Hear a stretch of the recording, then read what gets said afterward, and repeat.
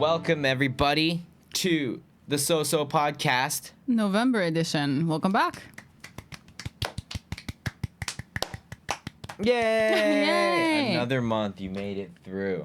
Another month. Amazing, guys. So, And it's almost Christmas. damn, you're right. It's almost the end of the year. We're going to be 32 next year. And that's Can you there's so many believe other it? things that you could have mentioned, but that was the one thing. Off to a great start for an episode, I would say. So, what was this month about? Pokemon was probably the biggest thing that happened this Yeah. month. We were definitely sucked into it. It was on our minds a lot, is what I can say. I feel like we both neglected thinking about other things because we were so caught up with wanting to play Pokemon. My mind was melted. Yeah, when we tried to do this thing, this was Gray's idea, but was to basically stream all of Pokemon or show everything on stream. So we didn't play any of it off stream. Because I think before when we did Diamond and Pearl, we actually did play a little bit off stream to like grind and whatnot. But this time we played everything on stream. And that's why we did so many imp streams. All of our streams were longer as well. And then, of course, like we tried out the co-op thing. Of course, as a lot of you guys know, or if you're new to this, you wouldn't know. So I'll explain. But, as a duo, we tend to play a lot of games single player. We'll split the controls rather than playing it co-op, even if there is a co-op option. So a lot, like, for example, if it's like an RPG not RPG, but if it's like a party-based game where there's 4 characters, he'll control 2, I'll control 2. And then with the previous Pokemon games, it was like he chooses 3, I choose 3 kind of thing. So we did right? that. Yeah. And then we also wanted to try out this whole multiplayer aspect of it. There's so much that we do off stream, like play the game off stream to like catch the other person up and stuff like that. But I wanted to see what it would feel like, how exhausting it would be, or how fun it would be to just, whenever we feel like we want to play the game, we have to stream it. Yeah. We have to, no matter what, or else we can't touch the game. So we just try to do something that whenever we wanted to play the game, we felt like catching up or even anything. The only thing that we did off stream was buy clothes. Pretty much, yeah. But I mean, we finished it now. We finished all the gyms and all the content. I mean, not all of it, I guess, because there's post game stuff. But we did main The main story. Yeah, we got to the ending screen, the credits. And at cheering things.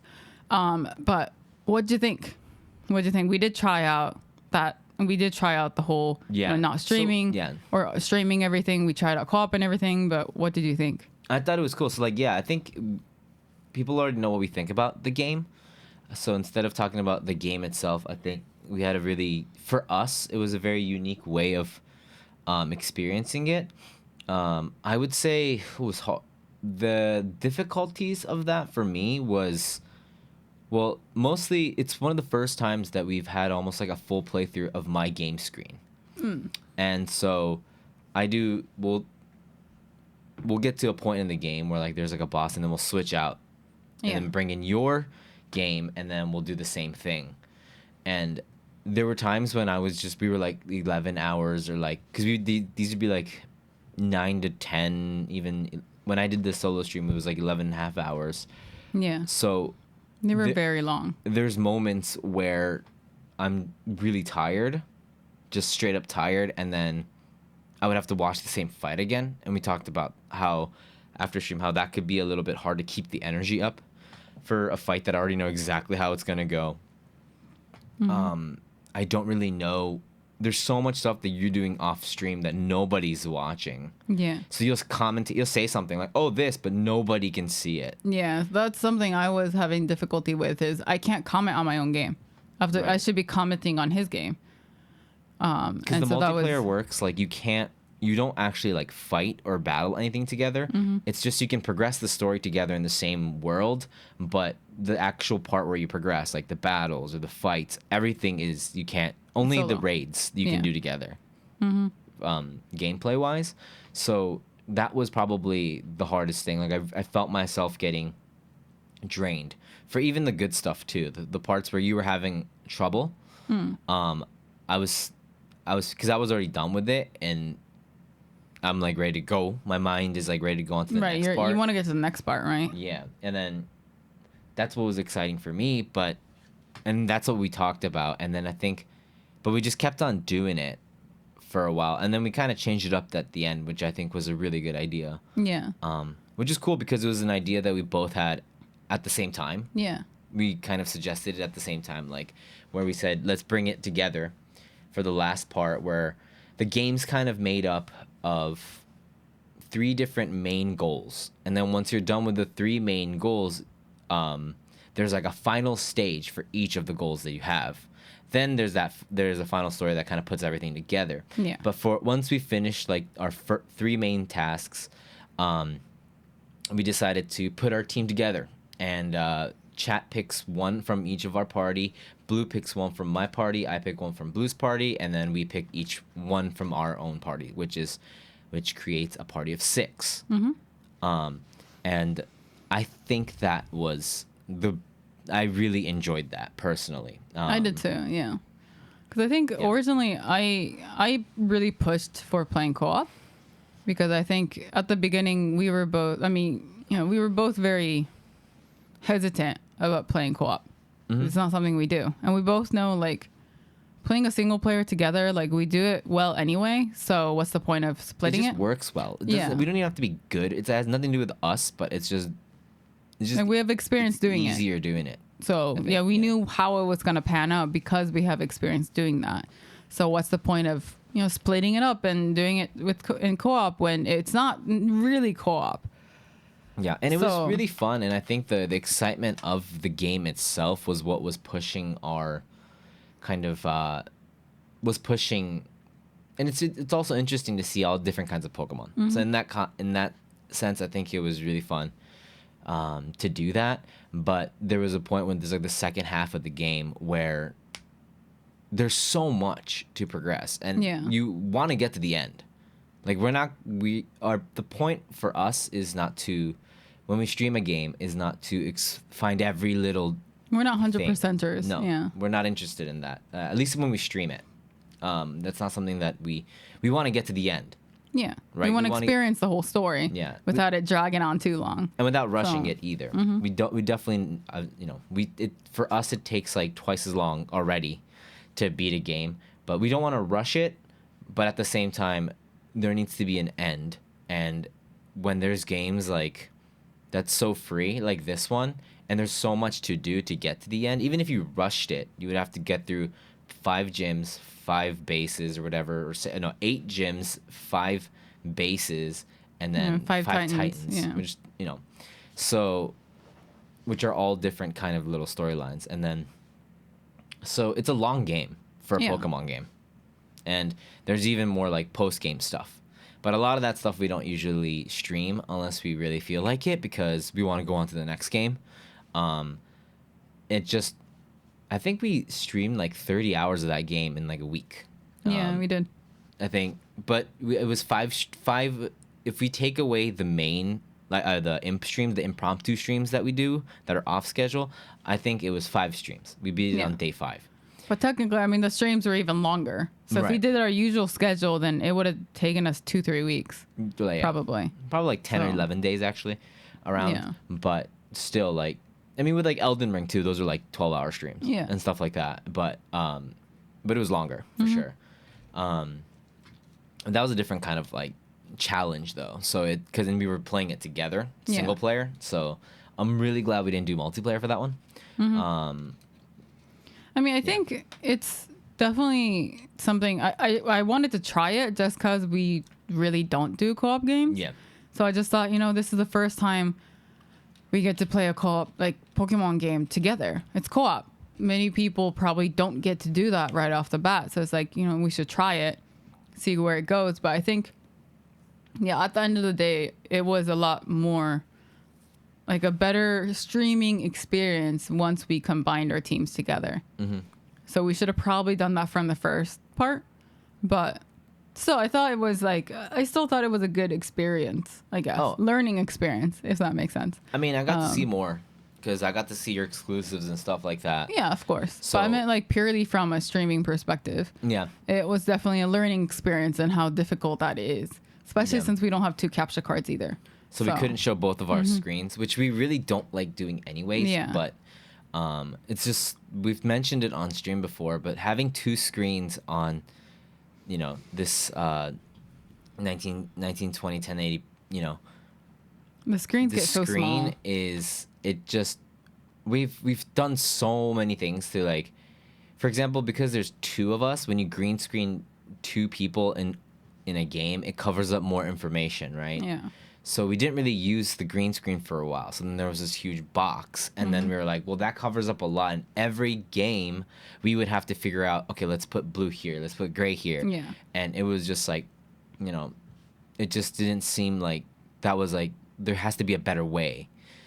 So there was a time when we would put the game in a box, just like this box that we're in, and then put us to the side. And then we did like Cuphead. We did a lot of games like that. It looked really good. It looked really good. For me personally, like, I thought it looked really good. I thought it was very clean, and then there was chat right below us. And then I realized, like, it after a while, that we made it's it not as very immersive. Yeah, the game screen is as big as we can make it. Yeah. Right? So it's way bigger than this. And it's pretty big. And we try to make it clean, so there's no, I mean, we have our socials and maybe like our daily sub goal or whatever up on the screen somewhere. But that's about the information that we had. And then chat, and then us. So it looks pretty clean, I would say. I think we did a good job. I think that's the way to do it. And that way, it will never cover up anything on the screen. Yeah.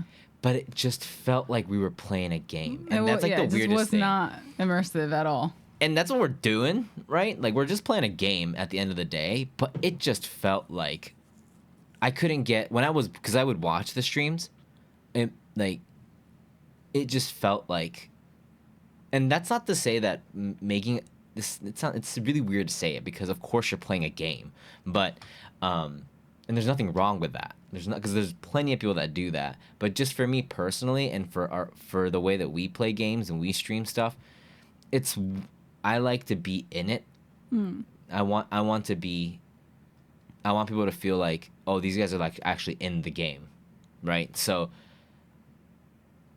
after a while, I started to think like, yes, we're not covering up information, but if we green screen ourselves, we can.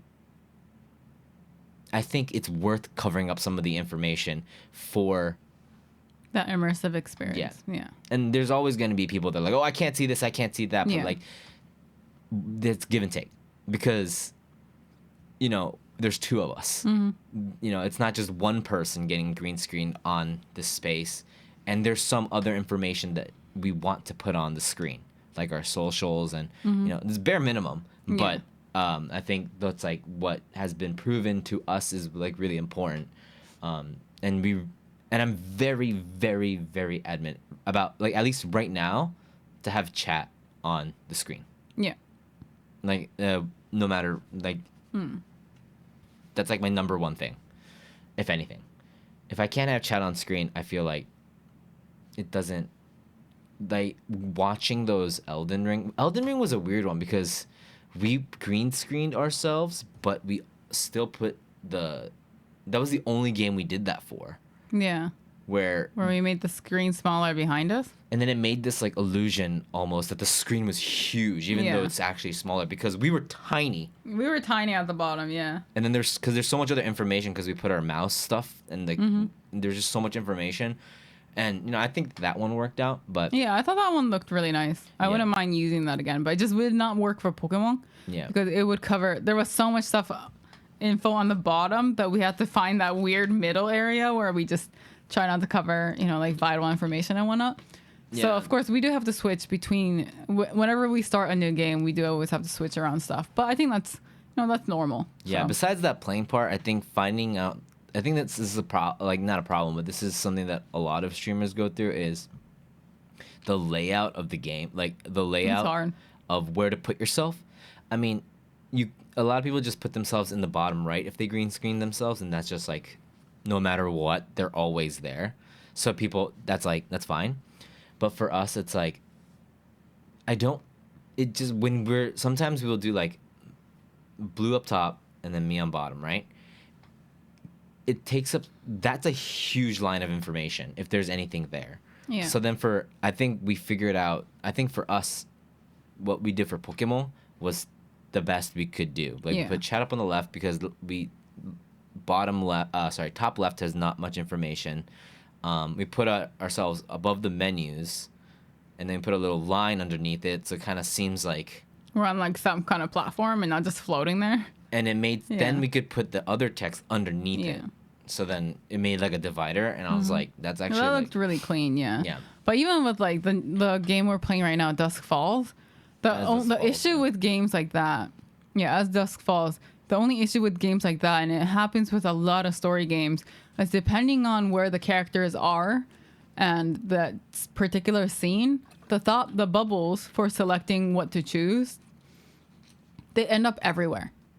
So there's times where we do cover up the answers, like one of the options that we could click on. Right. But that's something we can't really change up, because as soon as we put ourselves in the bottom, there's going to be subtitles, so we have to move again. If we put ourselves in the top, there's going to be options up there, and you have to move again. Like, there are certain games where we can't find that perfect sweet spot where nothing's there.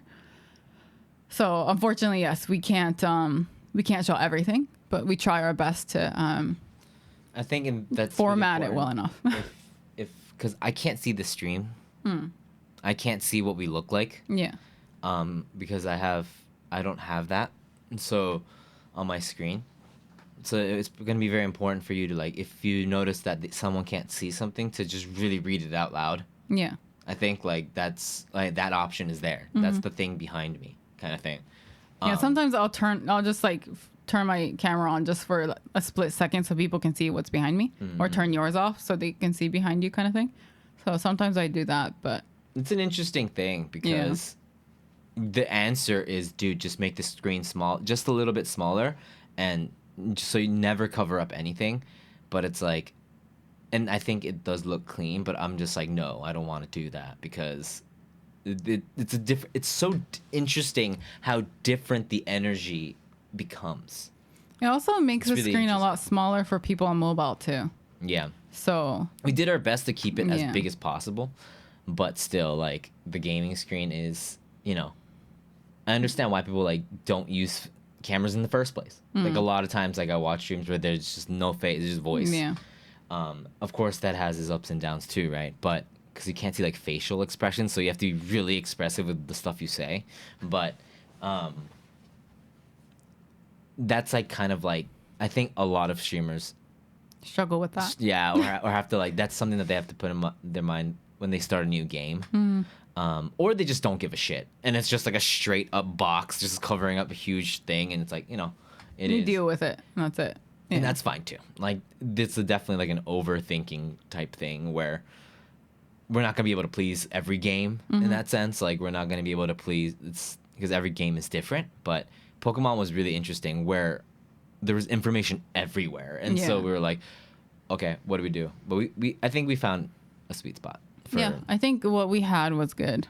I really liked the format that we had for Pokemon. Yeah, and we tried to, like, even like the chat overlays and stuff. We always try to. I think we found one that was pretty good. It's like we're not even using the Stream Elements one, but there's like a Japanese website mainly for like Japanese stuff, content creators.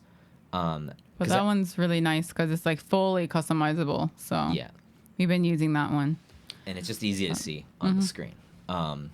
It's just like really small things like that. I think that's why I watch VODs more than anything. Of course, I listen to what we say, what we could improve on, but it's like, is this format, like, how's the viewing experience? Kind of thing? Like if I just jumped into the stream, what would I think? Like, what would I? Is the focus still on the game and us? Like, are we still? And can we still, like, if we exported this, what's different between this and a Let's Play? It's the live reaction of people that are there, and that's why it's really important that the chat is right there, because that's what differentiates us and a Let's Play. And if we can show that in a video, that's what's good. All right, so we got hit by two people. When we're recording, we have two visitors, so that was a weird cut. But sorry if you're listening to this on audio, there might have been a very weird cut. Two weird cuts this time, but it's Christmas season, so it's probably a lot of family sending packages. Blue's parents, not mine, but yeah. anyways, yeah. So I thought that's something interesting that I never really thought of. I mean, I think we think about it all the time, and it's just like, okay, it's the real talk. It's such a hassle to get the green screen up, and it turns into like, it's so hot in here. Yeah, because there's no Blue. airflow. So if we cannot use it, we wouldn't, and if it was just one person, I don't think we would. But I think it's just so much better. It just looks better. It looks better. It's just prettier. I think it's more immersive. Mm-hmm. We get to be in the game when we watch the VOD and stuff like that. Because we already are in the game because I'm just, experiencing. And especially with games like right now we're playing a game called As Dusk Falls. And that game is so immersive.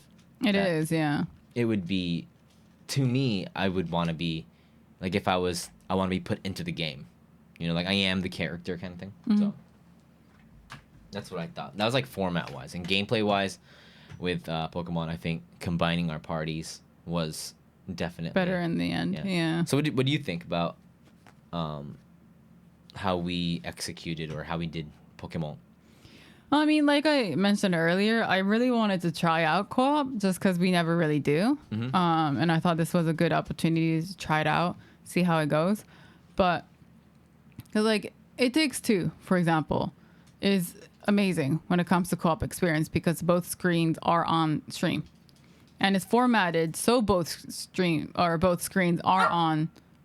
It's viewable from both both players, so it's like it keeps you aware of what the other person is doing while you play the game, and I think that was very evident that doing Pokemon, it was very evident that like. For example, I would have the OBS screen to the side, so I could see what Gray's doing, but because of the green screen that's up and everything, and then the format of our desk, I realized that Gray can't see anything on my side.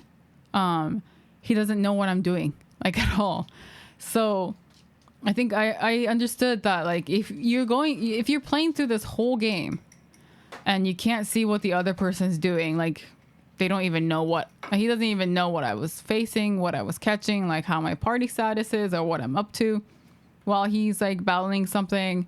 So I think it is difficult for him to get immersed into my experience. Because while I could get immersed into his because I can constantly see what he's doing, which Pokemon is leveling, what they learned or whatnot. Gray has no idea how my Pokemon are. He doesn't know how I'm doing or anything. So it was a very weird case of where I'm immersed in both games. Gray's only immersed in his game. And then I can only comment on Gray's game. Like it was a really, really difficult experience of just, I think at a certain point I felt like, wait, is my game even like necessary at this point? Right. Like, is it even necessary to do co-op at this point? Is what I thought. And then I was like, okay, yeah, maybe we should combine the parties. Because I did felt really unnecessary. Because, I mean, everyone's already seeing the gyms from Gray's perspective. He's seeing every fight from Gray's perspective.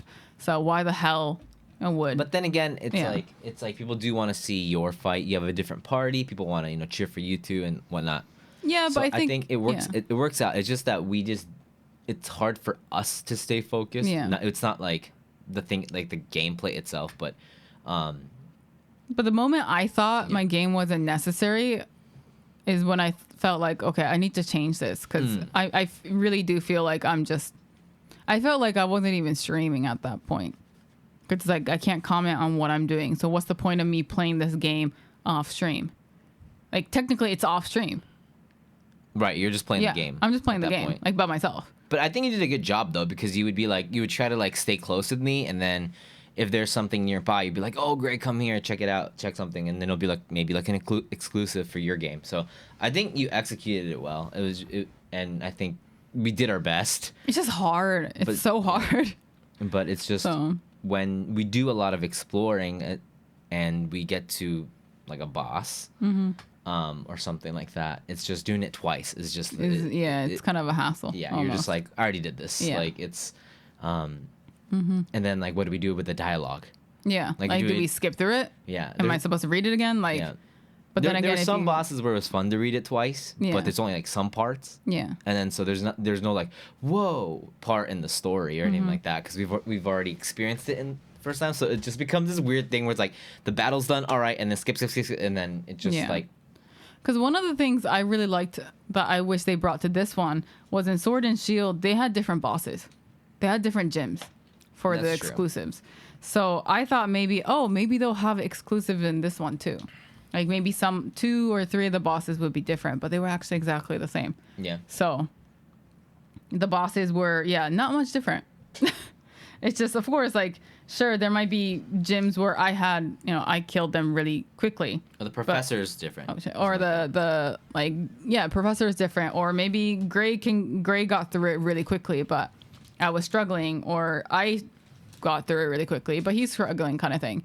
So it's not too, it wasn't a big enough difference where we needed to show both, like, take the time to physically switch out the switch, have the other person sit there and watch what happens kind of thing. Right. I mean, it makes for longer streams. So for people that enjoy the streams itself and want the streams to be longer, I think that was like great. But it was hard to keep that energy, it's excitement up. Yeah, this is all on our end. That's why the last part was so good, because we didn't have the perfect party. We had this party of like, I mean, it was perfect for us, and like we love everybody in the party and the way we did it, but we don't have any starters. It wasn't like this like fully optimized party. It was hard. It was hard. We almost wiped at that very, very end. Like and I love that. And that's my favorite part of it is like, what if we switch out here? We don't know how fast this guy is. Like, we're gonna bank that he can tank a shot. You know, everyone's like, yeah, he probably can, but it's like we don't know. I don't want to risk it. We don't know. You know, like if I just press that attack button, this could be all over. We'll do that all over again, kind of thing. Yeah. So I love those moments, and it was I think that's what, and the story was great too. So I thought, and that's pretty much what we did this month. I don't remember, what did we do before. Before we did Pokemon, we were playing Pokemon Soul Link. Oh yeah, that's true. Before that, it was just this month was definitely like for me very full Pokemon experience. Yeah, and definitely we'll be back to Soul Linking. Yeah. We just want to take a break from Pokemon. That's all we've been doing. I think it's like I can keep playing it like personally, but there's people who don't like Pokemon too, so and that's fine. And, we also are interested in other games, so it's kind of like a good mix, I think. Yeah. So I think that's what, and then we didn't do any events or anything this month. We haven't really been focusing on stuff like that. Too much. And I think events we're planning on doing Werewolf probably January, because I think December is a bit too busy, especially not just us, but like people we invite. I don't really want to have them worry about like, oh, I might have Christmas plans, holiday plans, kind of thing. And especially with New Year's coming up and whatnot, we'll be busy during New Year's and whatnot. So we figured like maybe January would be better, because this is a time of a lot of holidays and people get together, and I don't want to have to pressure anyone into setting a date where they have to be home. Yeah. So that was kind of like that was like stuff on our channel. We actually joined a custom game for Apex on our friend's channel. And there's a funny, like, interesting thing is that we knew this person from a different Apex video, and they're this bilingual content creator, and we wanted them to do Werewolf, or like just let them know that we're doing this thing, we would love to invite you someday. And so DM'd her, and then she was like, yeah, what's going on? Like, and then she was really, really friendly, and then invited us this custom. Yeah. First time that really just streamed. We didn't stream it on our channel. We just streamed it on. We were just a guest, I guess, on hers. Yeah. Through Discord. But man, it feels really weird to not like just unleash the Japanese side completely, and it's very different. Like sometimes we'll do that with Hi Guy, but at the end of the day, even with Hi Guy, and even if 90% of the stuff that we say is Japanese, I'm still thinking about English. Like I'm looking at the comments. There's people there that are speaking English and whatnot, and it's kind of like, yeah. And some people from our community dropped in on the stream, so of course there was some English like banter, but mostly it was just Japanese, and it was a really refreshing experience for me. Yeah. It was a very different experience. Yeah. Apex aside, Apex was oh my god. We were so bad. It felt so like she was so good, but we were so bad. And then we got trampled on. Even with that, I had such a great time. Yeah, it was a lot of fun. It's really not our place to say because we definitely were like baggage. we were like the iron ball on her leg, just like both legs, just like. But she's like such an angel where she's like, no, I didn't invite you guys because I wanted to win the tournament. I invited you because I want to be friends with you guys. And I was like, what? Yeah, we played Apex for like 2 hours. You're like not human. She's like an angel. Yeah, she was cool. She's so sweet. She's very cool. Yeah. Yeah. And so that was really new. I don't know if it's anything that we will be like exploring. Like, so I know sometimes people will be like, why don't you do all Japanese streams? Like, oh, believe me, if we did an all Japanese stream, it would be a nightmare. Yeah. On a normal stream, just because nobody would understand. Mm-hmm. Right. And it just becomes like, there's no point because we can't connect with anybody, and it would be So, it would not. As of now, we would never do that, and that's why we didn't stream it. Because it just wouldn't seem like. I don't know. Maybe we can make it into a thing where every time we play Apex, we'll stream in Japanese or something. I don't know. I just said that out of my ass. But what? And then stream that on our channel? Yeah, I'm just saying like someday, like pick one game and then like monthly we'll do one Japanese stream where it's tied to that game or something. I don't know. So it's like when people think like, oh, when they see us streaming that one game, they're like, oh, okay, this is a Japanese stream. So I won't watch. Like that's I know, so that's what I'm saying. Not right now. I don't like way into the future when maybe we have that option. Maybe we can do like a Japanese lesson. Yeah. In that game, so maybe not something so high speed. Yeah. So maybe a game with no words. How about that? And do a Japanese lesson. Can you think of one game that doesn't have any words? That's rhythm game. A party game. Maybe 60 people was it? A party game. Where we try to see who can take the crown. Oh, no, I don't know what you're talking about. No language. Maybe we can throw in some Japanese lessons in there. No. Bring in Dogen, maybe. Do some Japanese English lessons. It's a party of 3. Yeah. So I don't think we'll be doing that. Don't make me say it. Yeah. But yeah, it was a really cool experience to be able to do something like that for me. Because I do talk to myself a lot when I play, and I think a lot of times when I play games by myself, and I think a lot of it is Japanese. So like, I think it's fun. It's almost like an exercise for me to express something that I would say. Sometimes I just say it in Japanese, especially when it's Pokemon, because I don't know any of the English names. Yeah, you kept saying the moves in Japanese. Yeah, I would see like I would look at what it is and like, oh, it's that move, and then I would just stuff like that. So. But it was really fun. I had a great time. I did too. It was a lot of fun. So that's pretty much this month, along with the imp streams and whatnot. So let's get to the questions then. Yeah. Thank you guys for asking your questions. Blue, you can hit it. All right. So first one is from Kia. It's stay up late or wake up early. Ooh. I like to stay up late, but I can't stay up late as Blue. So I'm going to go with wake up early. So we have a longer day. I like staying up late, so we have a longer day. All right. Same perspective. Different time zone, basically. Different angles. Yeah. All right, next one is from Fuchan. You've talked a number of times about the story of how you got started streaming, but why was it streaming in particular that you landed on to help get through those rough days? That's a really good question. So... The Blluist It didn't lore. have to be streaming, honestly. But I was always interested in streaming because I watched my brother stream LOL a few times on Twitch. And I was like, oh, that actually looks really fun. So that's why I just got a PS4 camera, a used one. I don't remember why we had that camera, but we had the camera. Because I bought it used because I wanted to try. I don't remember us ever talking about that of like, hey, let's stream one day. No, I don't think I talked to you about it. I just bought it. Yeah, there was a PS4 camera, and I knew it was there. Yeah. But I was like, I never really questioned it. And I also didn't really tie it into streaming because I knew nothing about it. So I was like, yeah, it wasn't something I discussed with you because it wasn't supposed to be a 2-person thing. It was just me. It was like, oh, that looks interesting. I'll try it. I have a PS4. Let me go get a used camera for like $10. Right. Let's see how that goes, kind of thing. And I got it, but then work got really busy. I think that was also around the time I got promoted. To even busier manager.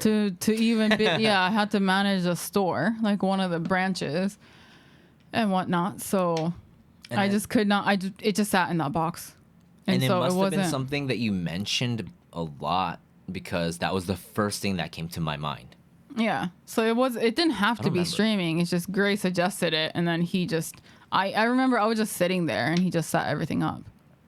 So I mean, it's very easy. I just put a camera on it, and then there was like a really easy stream button. but it wasn't like, oh, let's do this together. It was just Gray's like, shut up, sit there. I want to set this up. So I'm just watching him set everything up.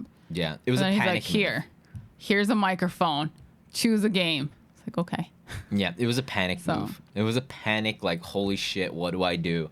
Yeah. It was not thought out at all. Yeah. I mean, this was completely unplanned. Streaming is completely unplanned. Yeah. Or I was. So. It's a good question. It's like kind of like the original lore, but a little bit beyond that. Yeah. Sorry, there's no like cool story behind it. Actually, I was walking one day and then I saw a camera. And when I saw that camera on the ground, I knew that was what was going to connect us. And that's why we started streaming. All right, next one is from Fuchan. Another one from Fuchan. What is your favorite and least favorite controller design and why? My least favorite... this is not my least favorite controller design, I would say, is that I don't know what the fuck X, Y, A, and whatever is. Xbox controllers? This is the same with Nintendo. Oh. I don't know. The only thing I know is triangle, square, circle, and X. And this is not controller design. I think like the Procon, and our friend has like the Xbox Elite controller. Super comfy. Super comfy. And PS4, of course, I grew up with it. I think Procon's like one of the most comfortable. No, then we're ones. not talking about buttons. What's your least and favorite controller design? Listen, because it's just so easy to tell what, and like with colors, like green is the one above, pink is the one on the left, and then circles, red is the one on the right, and blue is the one on the bottom. Because that's pink. You mean yellow? No, I'm talking about like the PS4 colors. Because the triangle is green. Okay, yeah, it's pink, red, and then that's like all I know is what I realized. So when I'm playing a game or something and you have controllers on Steam and it's like press the Y button, I'm like, what the fuck is that? And I just press everything. So I think anything that has, I'm just so bad. I'm just so like my mind's like melted with the PS4. So everything that doesn't go with that scheme. Okay, then what's your favorite? PS4 or PS4 is probably my favorite, just because I just know, even when I play Monster Hunter, I'm using a Procon, but I have to switch the thing that like all of the icons to PlayStation. It'll tell me in PlayStation lingo, controller lingo. So I mean, I'm the same with buttons, but I'm gonna talk about the controller. Like the actual the question asked. So Never mind. Go ahead. No, what? No. Mine's just like an afterthought, so you can go ahead. I actually like the feel of a Procon the best. which is weird because I always was a PlayStation person, but because we use Pro-Con so much now, that it just feels so nice in my hand. Did the Joy-Con design, because on the PS4, so I'm going to actually get to the design of it now. Okay. Not like the button scheme and what I was... The Joy-Con has... Sorry, not the Joy-Con. The Pro-Con has the Joy-Cons, one on the right and then one on top left. Yeah. Whereas PS4 has it on the bottom here. Yeah. Which one do you like better? PS4. But I'm talking controllers. I'm not the... No, that is the controller design. I know, but I don't want to talk about the Switch thingies. No, I'm talking about... No. You said the Pro-Con is the most comfy, right? Yeah. You're talking about these, right? Yeah. The design of having a Joy-Con here and here versus down here. Both. No, I like this. Here. You like this? This is more comfortable for me now. I never thought that. Yeah. I would get used to this. Yeah. This is better. Yeah, right? This is better. So much more comfortable. To have it like diagonal, I never thought about it that. Right? Yeah. Yeah. And I agree. It's super comfy. It's so comfortable. Oh, so one thing, can you change these to triangle? Yeah, can we change the buttons? That's all I ask. Can we change the buttons to PlayStation buttons? Then it'd be the perfect controller. My least favorite is actually a Nintendo 64 controller. I hated it when I was a kid because it had that bump, like that weird ass holder in the middle where you have to switch which one you hold if you want to use a Joy-Con or the D-pad, and I fucking hated that. I thought it was such a lame design controller. I think my least favorite, just because I didn't spend time with it, is the GameCube. The GameCube one. Oh, the GameCube one's nice. A lot of Smash players, right? They're like, they have to have the GameCube one. But like for me, I never used it. I'm like, what are all these buttons? Like, it just doesn't make sense. The thing about GameCube that I liked was all the buttons were different shaped. So it was easy to tell if you're pressing the right button. Like, even if you misplace your hand somehow, like the placement of your thumb somehow, you know, like, oh, this is the A button because of the size or shape. And that was kind of what was nice about the GameCube controller. And you were shitting on me about the triangle X. No, I do the same thing. As not being a design. It totally is, because when you're a kid and you're saying X, of course, A and B makes sense, right? A and B. Because I think Game Boy was also A and B, right? Having the A on the right. Yeah. And then, to me, like, that makes sense. X and Y doesn't make sense. Whereas, for some reason, in my head, like, I visualize it. Like, a triangle has a point on the head. That's why it's at the very top. Yeah. Right? Square, we'll discuss that later. But what about circle? Circle's A, and A was always select. It was the same as Game Boy, right? But it's like, yes. So it's on the right. Circle means yes, right? So it's on the right. Yeah, just like a Game Boy. So I was used to that, and it always meant yes. Yeah. Like, that was the select button, right? Yes. You select shit with it. Yes. And X means no. Yeah. And that's what it is. Yeah. Right? And for some reason, I associated yes with red and no with blue. Okay. Also. Yeah. And so it just visually, that's a design. I think that's like, visually, it's really easy for, maybe it was just for me, and it's just because I grew up with PlayStation, but like having it being letters. No, I do understand, because I'm the same way. So in that sense, I still don't know what X and Y are. X, Y, A, B. Right. Yeah. Or like, they've tried to color code it over the years. Yeah. And then like Y is like yellow, I believe. I don't know. Yeah. And then to me, like, square is like, I think that's just because like all I know is that Y is at the top. It's triangle. That's all I learned. It's not. It's square. No, I'm talking about if it's Xbox. It's good try. No, if it's Xbox, it's triangle. So that's all I learned. Oh, so it's also different. No, it's different. Yeah, no. Xbox and Nintendo has different placements. I think Y is at the top. Right? Am I wrong? I might be wrong, actually. Because Xbox controllers are actually color-coded. Like, they're actually, like, colored buttons, right? Yeah, I think so. Like the original ones? Yeah, original ones. Yeah. So, but I just don't... Dude, the last time I touched an Xbox controller was probably, like, in, like, 8th grade. No, you had... Our friend has one. The Elite one has no colors on it, I believe. Oh, okay. It's, like, really nice. It's the ones with, like, the triggers on the back. It's fancy. Then, yeah, it's Was like that really the one heavy. where it's like the grips are like different? You can get different color and customize it, and it looks really cute. No. I mean, it probably is, but that's not the point. I'm talking about the utility of it, not the character creation of it. I want a character creation in my controller. But I think comfiness, and also what's really like weird is you play, and this must be with the same with the PS5, right? You play with the PS5 controller for a bit, and then you go like, all right, you know what? Shit, out of batteries. Bring on the PS4, and then you're like, holy crap, this thing is tiny. Yeah. Sure. And then you like, cause like you'll sometimes I think we just recently during the Soul Link, my controller stopped working, and then so we're like, let's just get whatever, right? So then I have this PS4 controller that I normally use for everything, and then I got a PS3 controller, and I was like, what is this dinky little like toy? Like it's so small. tiny, and it's so light too. right? And then a PS2 one is even smaller. It just gets smaller and smaller, and I'm just like, wow, that's like people's hands are getting bigger. Or I guess no, we're just getting. Actually, no. Because at one point your hand stopped growing, right? Yeah. So I'm just like, I'm pretty sure I have the same hand size as I did in like college. I mean, who knows? Like, maybe is there a thing where it's like after you die, your hand still gets bigger? No, is that just your nose? Who knows?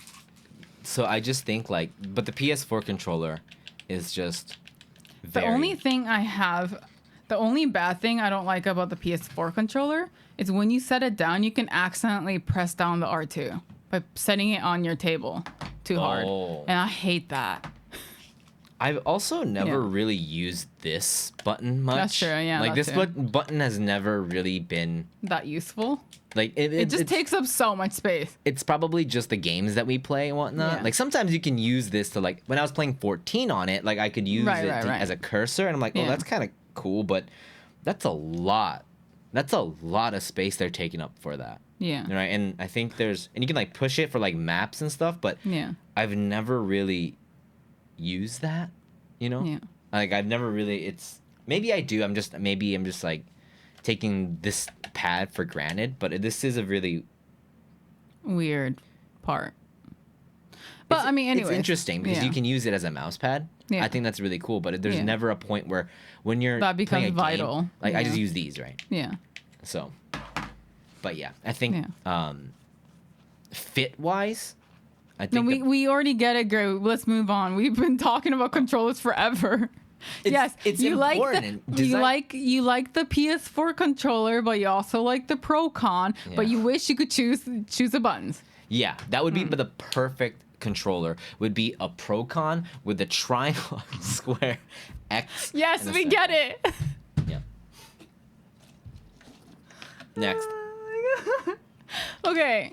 An alien shows up at your door one day. They say they have been sent to study Earth. What single thing would you show them to represent Japan? So we have these controllers. I'm kidding. That needs to replace the triangle. Yeah. It's got some flaws, but what would we show them to represent Japan? I would show them Shibuya Meltdown. That's Japan right there. To get drunk as shit on a Tuesday and pass out on a bus bench and go to work from there. That's pretty Japan, I'd say. How about you, Blue? Then if you're gonna do that, I'll show them like the traditional side. And show them kimono. Kimonos? Mm-hmm. To see your like traditional stuff. If you're gonna show them the modern side of Tokyo. Yeah. I guess mine's more of like a... It's a very modern take on it, yeah. Man, what would represent Japan? That's really hard because... Or the Godzilla. That might be, What's the most like Japanese thing? Like something... Not just because it's made in Japan or it like sushi or like stuff like that. So but isn't it kimono? But something that's not just made in Japan, but something that is like, that's so Japan kind of thing. People like outsiders would think like, oh, that's so Japan. Capsule hotels? Things that are like meant to be one size, but they're smaller. Like capsule hotels. Like I feel like we make things so small. Like we're so like, take this one thing and let's just make it tiny. Cars. All the cars here are pretty small. Drinks. Do you guys know we have beers that are this tall? Yeah, we have tiny little beer cans. Yeah. Maybe not this small, but yeah. Like, what is that? Like, why? Who? Kids don't drink that. I don't understand. What is it? Are there's like It's just a shot of beer. little people that we don't know about? This huge population of like, or like dogs drinking beer or something with their little paws. What's going on? That's a mystery we don't even know. So why would we show an alien? Now I'm just curious now. What happens if those beers are actually really good? No, it's probably for people who don't really like drinking too much, but they want a little bit while they're eating. But they can't finish a whole can. Someone like my mom. That's a real little bit. Yeah, but that's like yeah, but you're next to someone that's like that and you're questioning it? You don't drink That's perfect alcohol. for me. You would never drink that. What are you talking about? For people like you don't ever buy that. You're the last person to buy that. No, I'm just saying, but because it's beer and I don't like beer. Right? But if they had, like, for example, if they have all this, like, just a bunch of ciders, I like cider, right? Mm-hmm. And I don't drink ciders every day. I drink it maybe once a year. Maybe. Yeah. But let's say if they had those mini cans, I would buy it. But because then it's don't. not that much. They don't. It's beer. That's the point. I know. I'm just saying. I'm saying, like, people that drink beer, it's a really weird amount of beer. Yeah, but so it's for people who can't drink a full can of beer. I'm going to be drinking those beers now. And then you're going to be like, man, Gray's gotten big. Oh, my God. Your hands are so big. Now I'm interested in those beers. All right. Next one is Azelle. Favorite single-player Final Fantasy? No 14. Final Fantasy 9. 14 does not count. Final Fantasy 10. Would be mine. For me. I think the main character of Final Fantasy IX, I really like it. Definitely nostalgia glasses, in the sense that it was a really special one that I played. Instead of like going out and hanging out with my friends, it was like the summer like all night thing that I used to do. I love the story. After replaying it like 3 times now, I believe, including the time they played it on stream, I really like. Yeah, the characters are great. The story is so, like, fantasy. No edgy shit. And it's, like, I don't know, straight to the point. Great main character. Great other, like, main characters. Love it. And I like Final Fantasy X for very similar reasons. Very nostalgic for me, too. It's actually the game that really got me into liking video games. That game definitely, I mean, if I hear a song from that game, it still successfully makes me cry. I love the characters. Design-wise, it's probably the one, like, it's when they started making Final Fantasy really dark, I think. So it does have very dark subplots to a lot, or I guess story. And I just like the complexity of all the characters as well. Because, you know, like, Tida and Yuna both, they look very happy-go-lucky in a lot of scenes, but at the end of the day, they're carrying a lot on their shoulders, and I really like that, where there's just kids, basically, who have so much that depends on them, and then their journey through, well, yeah, in their journey. So, I really want to replay it. Gray. Okay. Can we replay it? Yeah, I've never said like no. Soon. Yeah. Like tomorrow. We know playing Asphalt Dusks. Then after. After? Okay, sure. Yay! There you go. We'll talk about it. Because I haven't played it since like middle school. I've never replayed it after that. Actually, no, I did. That's a lie. I replayed it. Games that we stream like that. I replayed it in like high school. Put me on the spot like that, okay? You do it all the time. No, I don't. When do I do that? On stream, you do. And we never end up playing those. Right? We have some similar. Next question. Oh, let's play Fall Guys, and I have to download it. I didn't even. You said it, not me. That's all on you. I guess. So do you? No. Guess you're playing Fall Guys. I'm not talking about. Guess I'm we're playing not Fall talking Guys next, about guys. right now. I'm just saying that's what you did in the past. Guess we're playing Fall Guys. All right. Next one is from Vaughn. What are your favorite smells and why? I like shampoo. I like the smell. Which shampoo? I don't know. When there's just this scent of shampoo that I like when someone walks by and then you're just like it's that or laundry. Those are my 2 favorite smells. Fresh laundry and shampoo. I don't even know what brand it is. Just that shampoo. Oh, it's not me. What? What? Your body odor? Yeah. It's alright. Wow. It's alright. Okay, then. What's your favorite smells? Definitely not you, then. I didn't expect you're just hurting me for no reason. I don't know what. That was so uncalled for. Mine is I like I really like the incense smells. Like stereotypical like old lady smell.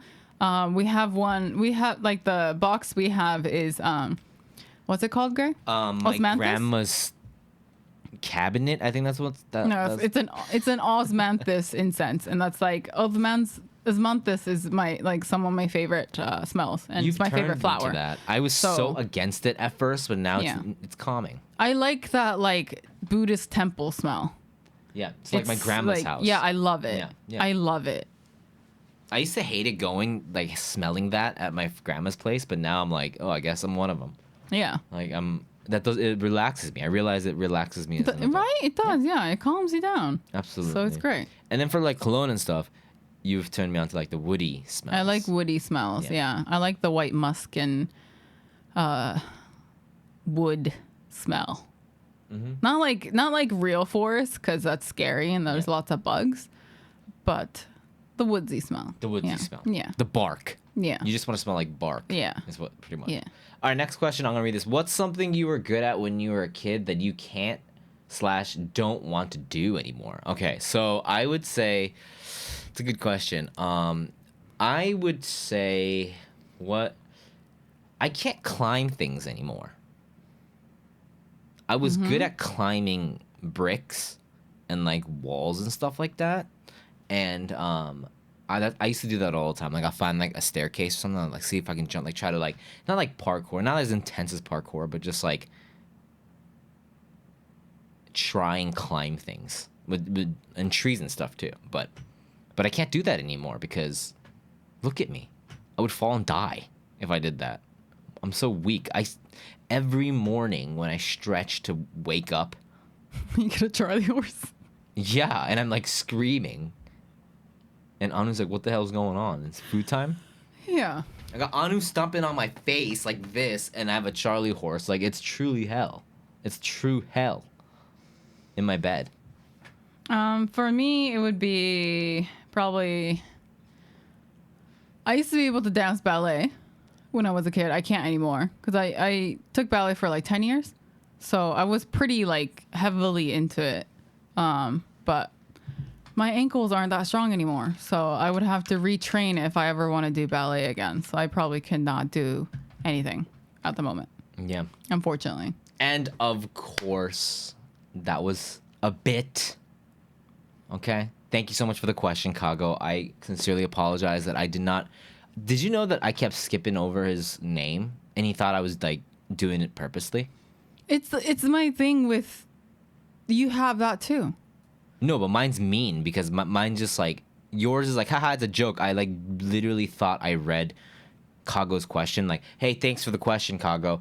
And then he would DM me like, did you do that on purpose? Like, and I'm like, what? Do what? And then I would go back and I'm like, he's just like, for some reason, I just always don't read his name. So I was it's the same. Yeah, that's the same thing I used to do, for some reason. It's weird. It's weird. Your brain works differently for some people, I suppose. That just sounds terrible because I have nothing against. I don't have anything. No. I meant like there must be something where it's like because you're so familiar with Kago's name that you think you've already said it. Probably. Yeah. Maybe because you've said. Shit. Because you know what? From now on, every single question comes from Kago. How about that? That way I won't forget it. Okay. Every single question just comes from Kago from now on. Again, sorry I didn't read the other ones, Kago. This one goes out. This podcast goes out to Kago, out in Kago. Thanks, Kago. Everyone say Kago at the end of every Kago. Thank you, Kago. All right. Next one is from Mai. If you could keep a Pokemon as a pet, which one would it be? No. Dude, honestly, like I was gonna say Mew. The answer is Mew. No, Mew would break everything in the house. And Mew would definitely run away.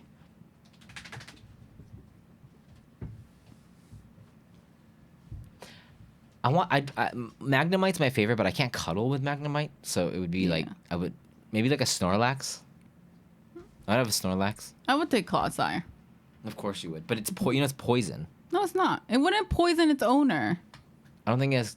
Sometimes it is capable of preventing. Fine, I'll take some. I don't know if having pets as Pokemon as pets is possible in this world. Then there must be some kind of vaccine that lets me be immune to Clodsire's poison. True. So that's what I will do. Okay. So did Fire post something and just delete it? Is that why we don't see it? No, you do see it. Oh, the one up there? No, that's... Oh, that one. I'm going to read it in my head. You can go to the next question. Okay. All right. Next one. Yep. Hama. Were there any folklore stories that made you scared when you were kids? Folklore stories? Yeah. I was terrified of Hanako-san when I was a kid. What refresh our memory. What's Hanako-san for people that don't know? So the version I heard was in Japanese school bathrooms. If you go to the third stall, and I think if you chant her name or something, I forgot what it exactly was. This ghost of a girl comes out. There was an anime series. There was, yeah, and they made it so she's kind of like a hero. Yeah. So that kind of changed it a little bit, but it was still terrifying to the point I always avoided the third stall. No, folklore. Yeah, no, I think Hanako-san's a big one for everybody. Like, it's just something that's... But they... all kids know. They've made her into, like a hero. Like, almost. She's on our side kind of thing. Saving other people from yokais. Yeah. Kind of thing.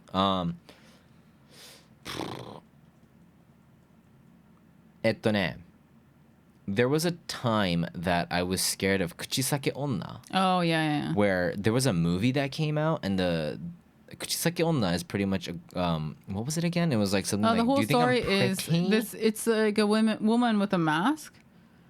She'll stop you while you're walking, out on the street, and then she'll lower her mask, and her mouth is like open all the way up here, right? And she asks, "Do you think I'm beautiful?" And if you say yes, then she'll kill you. If you say no, she'll kill you too. If you say yes, she'll kill you? Yeah. Either question, she'll kill you. So you have to say, like, I don't know. Or really? A maybe. Yeah. Damn, say that's mid, and then she goes away. Yeah. I forgot about that, but I just remember that there was a movie out, and it was just really scary. There's a lot of, these webtoons of, that, so I was always scared that would happen. But not, I didn't think about it all the time, but that would be one folklore that was kind of scary at night, walking home. Thanks for the question, Hama. All right, Trip asked 2 questions from me. Okay, that's fine, even if it was asked for. What style of game is your favorite to play on stream? Something intense like Sekiro, Elden Ring, that's exciting to watch but requires focus, or something more laid back like Slay the Spire or Pokemon that lets you interact more with chat or something in the middle? I mean, I personally love streaming from software games. It's always a very fun experience for just the streaming aspect of it as well as the gameplay aspect of it, because I feel very fulfilled because we do beat, we spend so long on a boss and we beat it. So, and it's a really cool opportunity for you guys to experience that rush with us. Because I think if you spend that long watching someone fight this thing, you also get that rush too. Especially that's why, I like watching other people play FromSoft games too for that same reason. Because you feel like you just beat that boss with them because it's so intense and because you're spending so long rooting them on and I guess watching somebody fight this one boss for so long. And so for sure, FromSoft is definitely one of my top favorite games to stream. But at the same time, I also like playing games like management games. I think those are really fun to do where we do get to talk to chat, and it's not necessarily the most exciting. On gameplay wise, it's not the most exciting, but that one's my favorite to play co-op, co-op as in play with Gray. is those kind of like management games where we both kind of, because the fun thing is like it can go south very quickly, and I think that's pretty fun. Yeah, I think for me, both types of games, it's just a different way of interacting with chat. I think with Elden Ring, there was this interaction because we're always reading chat. Yeah. Even during Elden Ring. We don't have a chat that goes so fast that we can't read everything, no matter what game we play. So even the people that have super fast chats, I think if they wanted to, their eyes get used to it. Unless it's just a bunch of emotes, then people will like be able to catch it and like catch chat and whatnot. So it's a different type of interaction. Whereas even with a laid back game like Pokemon, we don't read all the chat out loud, but we read it and then we'll like. There's different ways of interacting, and I think, of course, we won't be able to be if it's game based, we'll probably read it out loud. Is mostly if we're playing a game. Yeah. So I like both of them, and it's I think because we aren't one type of. We don't pick one type, and we chose actively to become variety. I think it's really important, and that includes just chatting too. Yeah. Like that's part of variety too. But like it's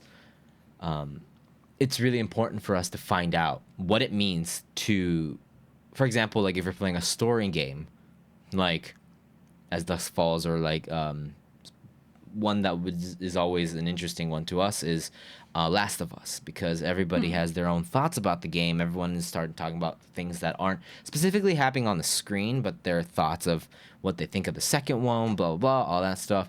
And that's not something that we're going to be like reading everything out loud, but it doesn't mean we're ignoring it. You can talk about whatever you want, and we encourage it, but it doesn't also mean that just reading out everything is interaction for us. Like just reading back everything and reacting to everything is not, because that changes the tempo of the game. That changes the tempo of the gameplay, and I think, or the stream itself. So I think we're trying to find a good balance, whether it be a action-filled game. To me, Pokemon is action-filled. Like, especially that last part and, like, the story and stuff. Yeah, because I think, like, stopping a game to talk about something, if it's, like, a really sensitive or even a deep topic or something, it can kind of ruin people's immersion. And that's something we want to be careful of, too. Yeah. So there are times where we do ignore comments because it might ruin the immersion of the game, like the flow of the game, where if we're in the middle of something really important, we won't answer questions or we won't talk over dialogue and stuff like that, because not everyone's seen that game yet, so it might be their first experience playing that game with us. So we, I think, are very cautious about how we I guess interact with people in different ways. Yeah, like it's not like ignoring because we're like, oh, we don't like that comment or something like that. No, it's just we're like, just keeping mind of about the fact that we're in this situation currently in the game, where we have this flow going on. And so we can't really, if we stop it, it's gonna create a really weird atmosphere within the game as well, because it's like, okay, wait, where were we? Yeah, kind of thing. And it's our job to make it a place where you can say that and then have like a conversation. But it's like, I don't think that people that are saying something that are completely out of context from what we're playing or like what we're talking about, they also don't. We're at a place where people don't really expect us to stop everything and then give attention to that, or like they won't get offended if we don't, because they know it's like, yeah, it's fine, man. Like it's completely okay, and then people start talking about their own thing, like it's completely fine. But it's not. And I mean, there's plenty of people who speak to each other too. Yeah. Like they talk to each other in 100%. Chat. So, because a lot of you guys are friends with each other as well. So I think that's cool, and I think that's our job, is to try to get people immersed into the game, and that's what's really important to us. So it's a challenge. And management games is also super fun. I mean, like any kind of game. I mean, there's a reason why we're variety. It's because we like all sorts of games and all sorts of streaming styles, I guess. And so, like, we don't like to do one game for too long for a reason. I get bored. That's what it is. So we do like to switch it up. So we don't want to play a laid back, so-called like laid back game forever. but we also don't want to do something that requires focus every single time either. Like, we like the fact that we can do super focus to really lay back, super focus to chill, like whatever it is. Because to me, like Slay the Spire is super intense. It is super intense. Like it's such an intense, like it gets really intense, and like I know you and the I question think you meant mean, like speed wise. Right? Yeah.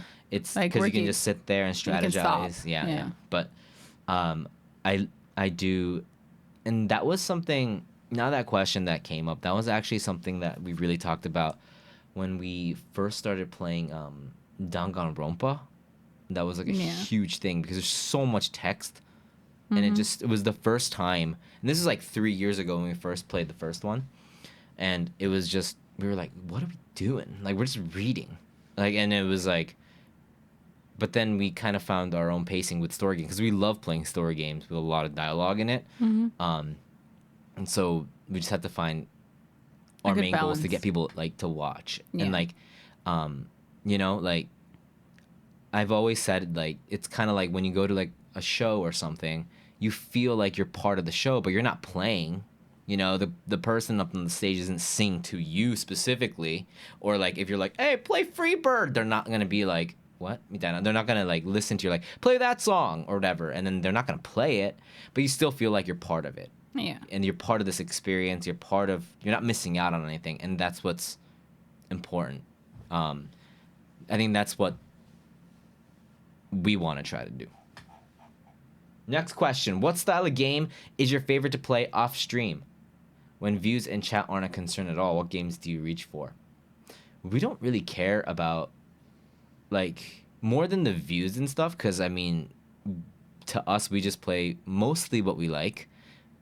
I say that because... I think, I'm guessing Trip means that what do you reach for when you're not, like, right. that you don't really necessarily need to share with everyone. Right. Like, what do you reach for when you're just by yourself and you're just, you know... What I was trying to get to is that it's not about the views, but it's just the camera on me. Oh, yeah. That's what is always... That's what I realized is what drains my energy. So, when I'm completely off... I play the same exact games. I play the same exact games. I think we tend to reach more for like things like MMOs off stream because we don't stream Final Fantasy, but we do play that off stream, or Final Fantasy 14 on stream. Yeah. But we do play that off stream. We don't play Apex really on stream or like Overwatch on stream much. Yeah. But I guess play those off ones, stream. Yeah. I guess Apex is one where we were like, we can't play that one on stream. Yeah. Yeah. Or like maybe if we finish a game, like for example, like Pokemon, we did finish the main story, so we'll probably end up playing the rest of it off stream. Yeah. So it's like maybe if we have leftover content from a game that we haven't really extra content. Yeah, extra content. So it's like Monster Hunter. We played a little bit after we streamed the 2, Elden Ring 2. So it's like it's mostly just games that we've already played that have extra content that we're not interested in streaming, but we do want to complete or we do want to play. Or we do a lot of co-op games though. Not co-op, but like games that we can play together. I feel like we don't really do solo games much. Yeah, we when we decide a game that we want to play, it's mostly like. What do you think the chemistry between us would be? We kind of like simulate it in our head. Like this game, you're probably going to, if we do like a management game, it'll be like you doing more of the money stuff and like setting up all like the, like if it's like a theme park, like making sure everything gets electricity and then everyone's getting food, and then I'll be doing this. Like we don't say it, but it's just something that, okay, that's going to be my role, or like, and I think it happens with a lot of the games that like unconsciously, we don't talk about it, but, or it's Pokemon where it's like, fuck it, we love it, we got to do it. Like we've been waiting for this and we go for it. And we just like, cause like, it's usually not a smart idea to play such a big game. Usually like smart as in like, what people will always say, like, don't go for the one that's going to be oversaturated. But we're like, no, we just want to play. Like, we couldn't hold in that sometimes. And I think it makes for a good experience because it's super pure that way, too. So, yeah, we usually save games for stream, though. Because to us, that's the best experience is to play it on stream Yeah, it's than off stream. So Yeah. it's really just extra content or like MMOs or Yeah. shooters. Or it's just a repeat. or if it's like playing with friends offline. Yeah. Because it's hard to play with friends online, Yeah. talk to them, and then interact with people. Also stream too. Yeah. Have you ever? So thank you for those questions, Trip. Blue's doing the Gray, stop spending so much time on each question. Face over there, but Because you have the it's tendency fine. to repeat a lot. So. It's fine, Blue. We don't have a time limit, I know. right? You should be I know, thankful but that do you these know people how have many asked so many times- questions. I am, but do you know how Do you many want me to go back to times the you answer- controller? Yeah, do you know how many times you repeated the same things about the controller? Yeah, the thing about where I think that the square All button. right, next one and- is from Fuchan. Have you ever done an escape puzzle room? We have. We actually did the JoJo one. We did the JoJo Part 5 escape room. Yeah, unfortunately, we can't stream those, but I would love to do one again. Those are really fun. It's super Yeah, fun. they were really, really it's fun. really hard. Like, I really want to do one that's not like a particular theme. I just want to do an escape one, just like a generalized one. Where you physically have to get out of the room. Yeah. Because this one was more like there's a big stage. And you have to solve a mystery kind of Yeah. thing. Yeah. So I want to do like a physical like puzzle room. I think that'd be so fun. Yeah, I'm totally down. If we try to do like a haunted house thing with Hi Guy once at a theme park, but then they were like they saw the streaming. rig and they were like, Yeah. no, only photos. I'm like, okay. Yeah. So we couldn't. So we just I just filmed a bunch of stuff. Yeah. So I'll probably make a vlog out of that. Next one is Hama. What was your favorite arcade game when you were kids? Dance Dance Revolution. Period. Me too. DDR. Yeah. That was all there was. Just DDR. DDR. I love the shooting games. Got Time Crisis 2. You got No, I House of mean the the Dead Taiko 2. one too. That Yeah. one's always fun. Dude, Japanese arcades are so fun. Yeah. Like even to this day, it's just and it's always it's like when you're a kid, you go there during the day, and then maybe there's the Hello Kitty popcorn thing, or like and stuff like that, and then you start to get to this weird age where you're like 13, 14, and you want to like stay out, but there's a rule where after 6 you have to be over 18 or something like that, and then so then you get sent out, and then once you get past that, you start realizing arcades are open really late. Yeah. So it's just a place to chill, a place to like hang out, and so love the vibes of arcades. It's always fun to go. There's yeah. always something you like to do. So And they always try stuff. Like they did like 3D stuff, 3D shooting horror stuff, 4D stuff where like your seat starts moving and then like it'll like shoot shit at you, like shoot like air at you and stuff like that. Like I don't know if those are like long lived, but it's pretty cool. yeah. Yeah, depending on where you go. Although they got rid of the coolest arcade in Kawasaki, Yeah. the warehouse one. That one's That's too awesome. bad. Yeah. Any book recommendations? I haven't read a book in a while. How about He you? hasn't read since he was like 10. Ender's Game. I always like to recommend Never Let Me Go. That's one of my favorite novels. That one's fantastic. What's the other? I mean, I have told Gray that I actually want to read a book with him. Because there's actually this tradition. I forgot what it was. Maybe it might have been Norwegian. I don't remember. Please correct me if I'm wrong. But apparently during Christmas Eve, what people do is they exchange books as gifts. And then they spend the whole day reading. And I think that's so cool. And I want to do that. what kind of book are we? Like a picture book, Anything. like Berenstain Bears? No, like anything. Or are we talking Why pick? No, like a novel. It's a lot of reading. I wouldn't be able to keep track of what's going on. But I did like reading like Murakami Well, Haruki my and dreams stuff, are but crushed. I guess I'm I not don't having a book day. I don't ever. understand. You need to Ever explain it again. better than just like let's read a book together. Like to me that like No, like we buy the same book, we read it together, and then we talk about it. like have like a little It's like a little like book separately and club. stuff. Oh. Yeah, or we can read it aloud to each other. That's fine too. I like hearing you read. We'll pick a book and then we'll see if there's an audiobook version of it.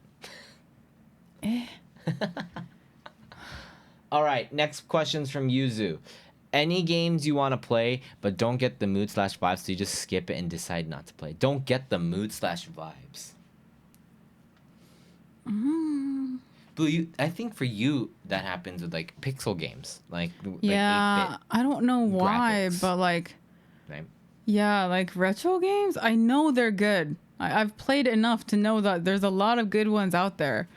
But for some reason, as soon as I see that they're pixelated, like 8-bit, my interested meter just goes way down.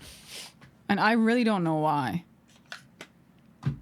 And I think that's just something that you just didn't grow up with. You didn't play those kind of games. Like you don't have that. But the thing is, I did. That's the sad thing. Because I played, like, I grew up playing Bomberman, and I did play, like you know, Kirby and, like, oh my God, Mario. Super Mario. Kirby's like the old Kirby, the super old one, yeah. Yeah.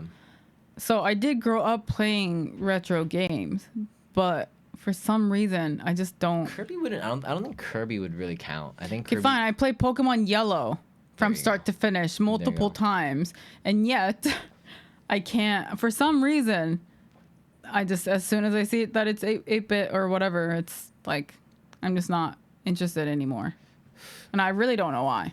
Yeah, because it took me a while for me to get you to play Undertale again. Yeah, even though I know it's really good, I enjoyed it, I loved it, but I don't know. I don't know what it is. Donna, I think, to me, I don't really have something that I don't vibe with. Yeah, you do. Oh my God. Oh, like survival games? Survival crafting games. Yeah, that's you can't that's a play type those. that I want to get Yeah, into. you want to like it, but Yeah. it's so hard for you. Yeah, I really want to. Like, I Yeah. want to play games like Rust and like Ark because there's dinosaurs, but like. If I play Ark with you, would you try? Yeah, in a heartbeat, but you would never play Ark. If that will get you into survival games, I might. You might have to hold my hand for like the first like 20 hours of like. Because the only frustrating I'm thing gonna try and like is fight dinosaurs. no, like- because one of the frustrating things about playing survival games with Gray, because we have tried before in the past. But those are games that I've chosen. And So maybe it's time I've that I have to said choose that you. I want to like them. I'm not there Yeah. being like a No. head the Let whole me time. finish. Be like, Let me finish. Let me I finish. hate this. Like, right? Let me finish, please. Okay. What I'm saying is the one thing that's frustrating about playing those games with someone like Gray, who, yes, he does want to enjoy it, but he doesn't understand what he should do. Like, it's so open-ended. There's so many possibilities that he gets a blank. And it's like, wait, what should I do? So I'm over here trying to craft, like, you know, a building, like our base, and he'd be like, okay, what should I do next? And then I'll be like, oh, I don't know, go get this. Like, and he'll be next. It's like, what should I do next? It's like, oh, go get this. What should I do next? Like, you can't do things by yourself. Like, I have to be your like in-game journal, giving you tasks. I need that because I think it's really linear difficult. path, yeah. Because even if you think about it, if someone who's been playing survival games a lot, you would expect like, okay, she's building the walls, I'm gonna start building the foundation. Or like, actually, you know what? She started building our cabin. Let me go collect stuff. Let me look up the recipe for the cabin, look up what she needs, and I'll go collect those. But your brain doesn't even go there. No. It's just, wait, what are you doing? What should I do? Yeah, it's like, Kinda thing. when can Yeah. I go fight things? Yeah. Can I go make weapons? How do I make weapons? Kind Yeah. of thing. Yeah.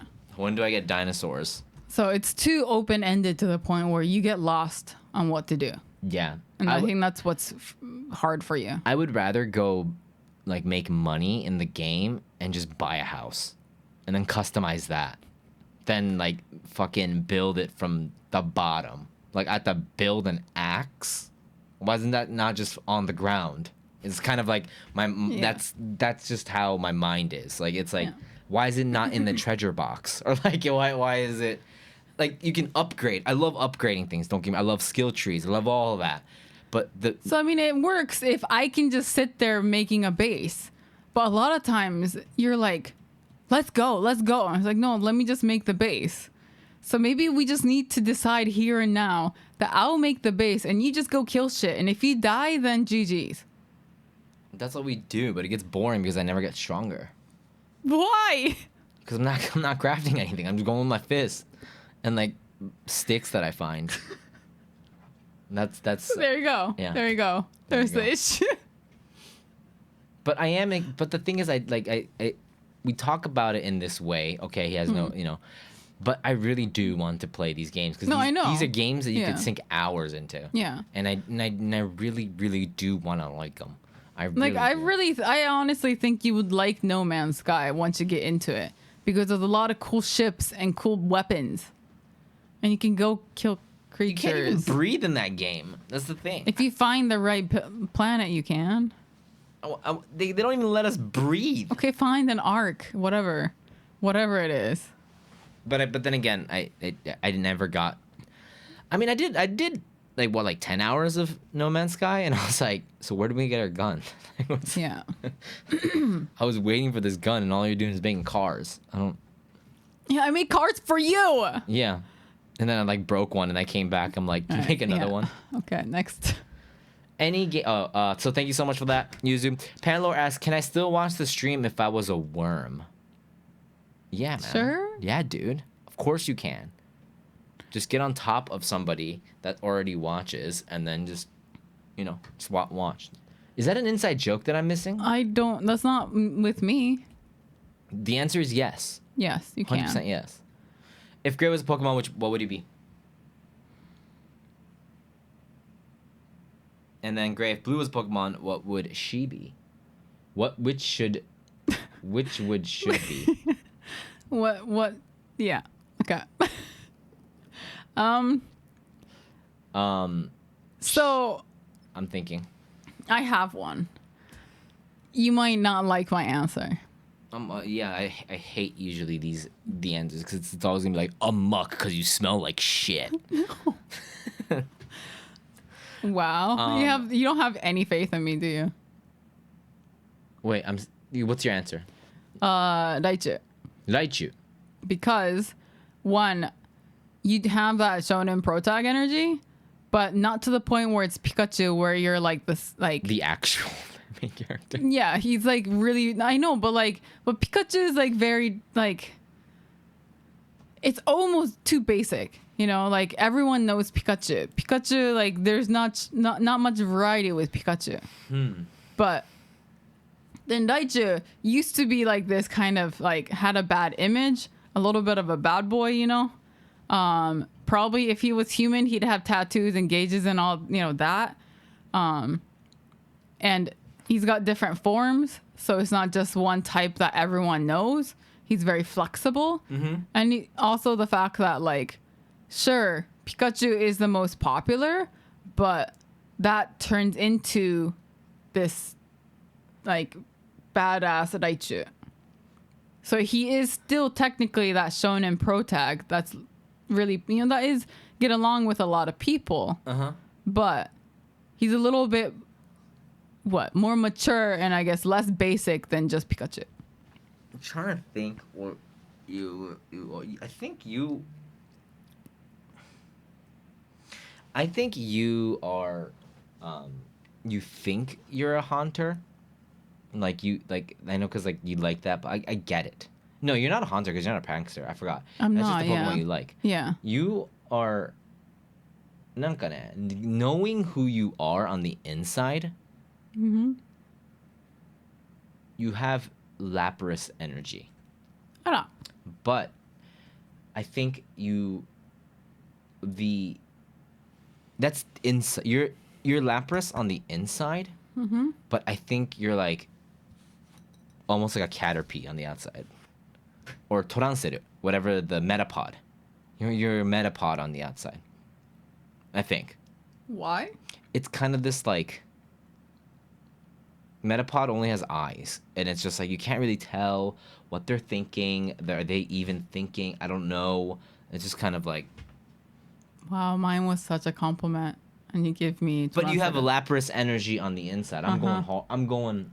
That's a good thing.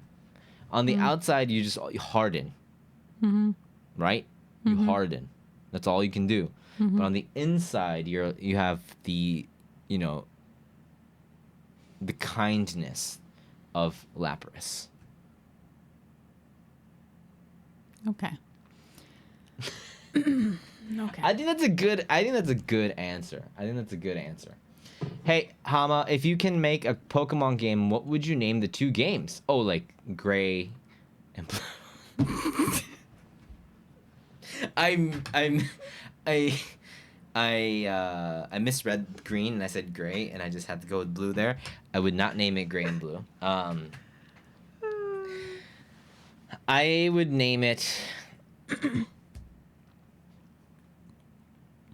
It's a good one. It's a good question. Honestly, we've had so many colors and gems and everything. Why not go with fruit? Pokemon Mango, Pokemon Apple. Like that? Yeah. Pokemon Orange. They're really similar colors, so I would rather you choose something else. But. Pokemon. Well, I mean, it was Grape Academy and Orange Academy, right? The two schools. Yeah, but it wasn't Pokemon Orange and Pokemon Grape. Right, because what? That sounds dumb as shit. We have to pick like Pokemon Cider and Pokemon Beer. Pokemon Cider and Pokemon. Milk. Take it to the next level. Pokemon Cider and Pokemon Milk. Which side will you be on? All right. Oh. That's what I would say. Mai asks, a question for Blue. Why is Oikawa your favorite Haikyuu character? Because he's got the best background, like backstory. I don't know if I should. Haikyuu. Yeah. I miss Haikyuu. We should watch it. New season should be out soon, hopefully. Yeah, it should be. Blasi asks, what's your favorite Pokemon? Why is it Cricket? Cricketune is the red guy. Yeah.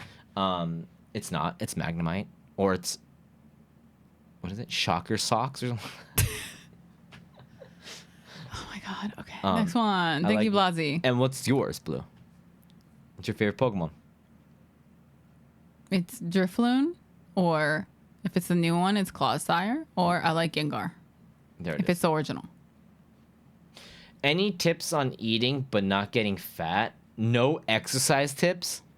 You just eat a lot of veggies. Yeah, it depends. You have to decide what you eat on. If it's on an exercise thing. No, if you want to eat a lot of something, then it has to be vegetables, and not ones with high sugar. Yeah. So it could be broccoli, it could be celery.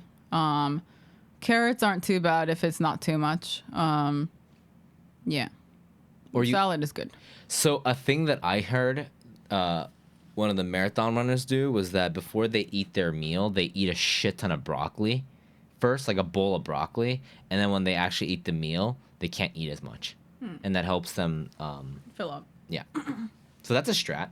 Also, how do you handle annoying? It depends on how annoying and what type of annoying they are. But this is what I do with annoying people. Blue say something, because like at this point, if I'm annoyed at somebody, whatever they say, the most normal thing will annoy me, right? So Blue, say something. Can I have that piece of candy on your desk? Oh, of course. Yes. What, do you want water too? And you go overly top. You go, that's the strat. You go over the top kind. And it creeps them out. That's what you do. How about you, Blue? I've never had annoying people at work.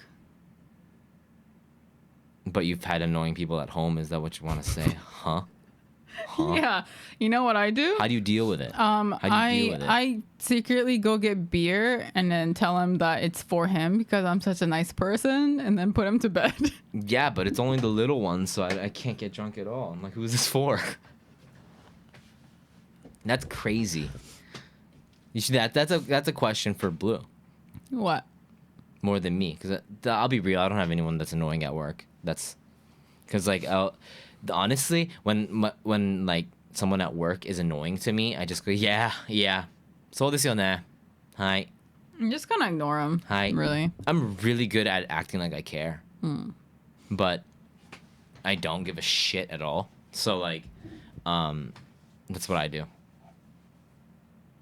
If you had, and so Fuchan asked, if you had to describe yourself in 3 to 5 films. Wait, those questions were from Casey, bro. Casey, thank you, man. Goonies, Stand By Me. Why are you choosing kids with like movies? They're with adventure kids in it? movies, Baloo. And those are all the ones I've never seen. But it's ourself, right?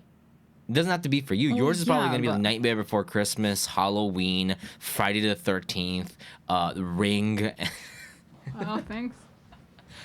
and The Grudge, right? Are those your 5 picks? No, but sure. No, come on. I actually don't know how I would describe myself. Because I have In movies I films. like. But, like, am I Blade Runner? No. Like, I like it. Right. Those are two different things. So, I don't know how I would describe myself. Stand By Me for sure. I think.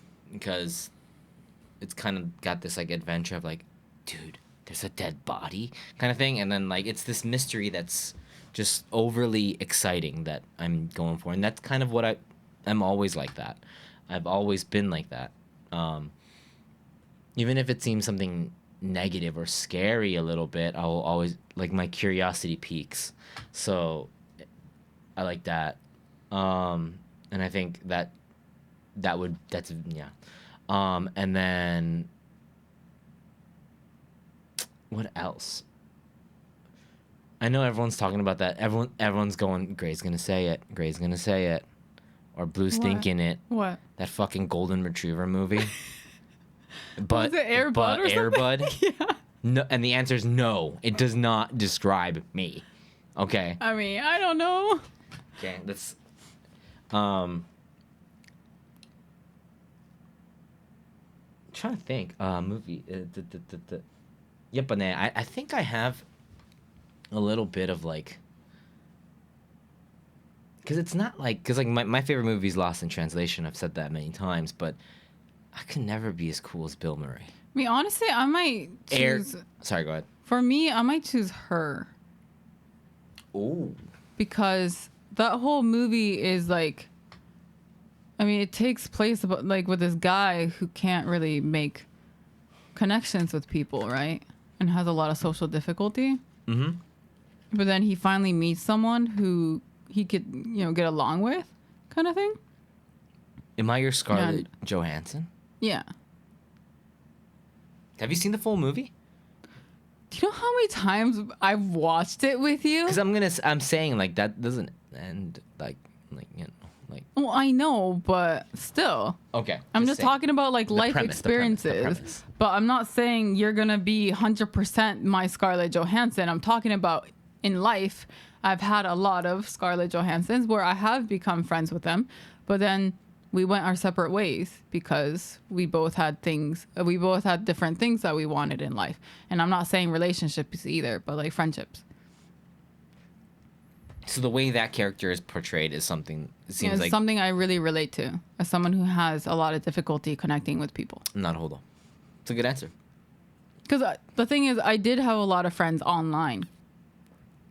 Mm-hmm. So that's where, like, I think I did have some kind of, like... So, I mean, I guess I kind of understood where it's like, you don't really need a face to... You don't really need to know what they look like to become friends with them. Or have some kind of, like, friendship with them. Yeah. I don't think I can give 3 to 5, but yeah. Yeah. I think for me, if I could pick one right on the spot here, Stand By Me and Blue, that's a really good answer, actually. Yeah. Which subgenre of hentai do you like the most? Hate the least?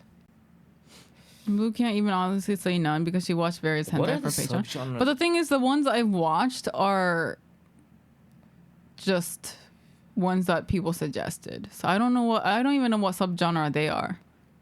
You had 2 versions. One's like Bible Black being like... Yeah, like what is that? That one's is its own that subgenre. Like the cultist one, like... Is that harem technically? Because there's one guy with a bunch of girls? That's pretty much... Is that everything? I don't know. I think a lot of hentai is like that. And then the other one was like... Oh, the other one was also brutal. a dude who's like, it's revenge porn or whatever. Yeah. That was weird too. I like the ones where it's not human, you know? Furry? No, like Robots fucking each other? tentacles and sure. Yeah. Something that separates humans. Just normal shit. I don't want like normal porn is boring, okay? Normal people boring, okay? Tentacles all the way. 2 IKEA lamps fucking make it happen. Thank you so much for the questions for this month. You guys killed it. That was a lot of questions. We really appreciate all the questions. We love it. It makes the podcast so much fun for us to do while we reflect on stuff. So please ask questions for the December episode. We'll see you guys next month on the So podcast. Take care, guys. We'll see you next time. Bye-bye. Bye-bye. Lamp hentai.